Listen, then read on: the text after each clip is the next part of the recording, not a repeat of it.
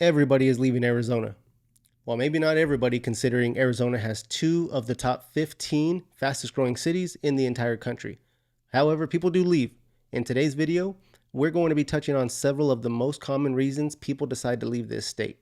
Now, before we jump into that, if you're new to the channel, my name is Michael Olague. I am a licensed realtor here in this state.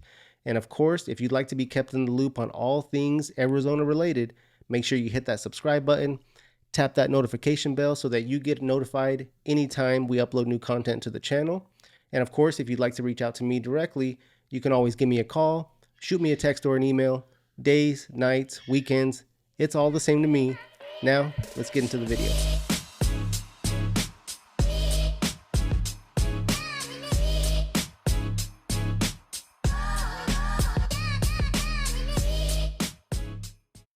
So number 1 on the list of reasons people decide to leave Arizona has to be growth. Now, many people are going to look at the continued expansion of this state as a negative, as a con. You're angry. You angry. Many other people are going to look at it as a positive, as a pro. Good morning, look at me. I'm happy. Now, really, it just depends on your specific situation, but it is something that people do consider when they decide to move to Arizona. Now, just to put that into some context, Arizona ranks, if I'm not mistaken, number 5 in the entire country in regards to population increase. Arizona, over the last roughly 3 years, has added about 325 to 330,000 new residents that now call this state home. There are so many people. In addition to that, we now have 2 of the top 15 fastest growing cities in the country located right here in the Valley. Queen Creek and the city of Maricopa, those are both located out in the East Valley. In addition to that, everybody knows Phoenix, Arizona, and everybody knows it's a giant place. What they may not know is it actually ranks number 2 in the entire country in regards to large cities, which are cities that they're considered to be large if they have more than 50,000 residents. So Phoenix ranks number 2 in the entire country. The only city in the whole United States that has outranked Phoenix in regards to population increase is New York City. City? New York City? So something to consider if you're going to be moving to Arizona, or if you're even considering, a move from within the state. Being here in the Valley, it is a large place, but it does provide a lot of opportunity. Nonetheless, it is a reason that people seriously consider when deciding to leave this state. So something you want to keep in mind. Next on the list, it's got to be cost of living. It's no longer inexpensive to live in this state. I believe at the beginning of the year, at the beginning of 2023, average annual cost of living in this state, almost $45,000. I'll jump into a little bit of the data to provide you a little bit more context as to what's making up this number. Housing costs, obviously going to be one of the largest, if not your largest monthly and annual living expense. You got to live somewhere. There's quite a range in Arizona in regards to housing costs monthly. They range anywhere from about $975 or so, all the way up to about $2,200 a month.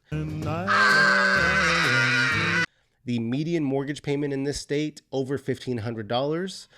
For a 3-bedroom rent, you're going to pay roughly the same expense. So housing is not inexpensive. Of course, there's other places around the country that are much more than that. But again, $1,500 a month median mortgage payment or median rent payment for a 3-bedroom home, not inexpensive.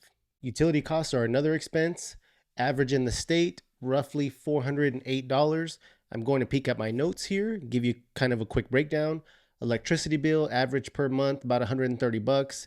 Average on your gas bill, about $116. Average for cable and internet, $108.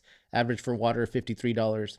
Now, I can tell you right now, depending on the size of your home or the size of your property, in the summer, if you're looking to keep your home cool, $131, extremely low. I can tell you from my personal experience in the summertime in Arizona, when it's 120 degrees outside and you're trying to maintain a 78-degree household or 75-degree household, anything like that, very common to have a $500, $600, $700, or even $800 public service bill in the summertime.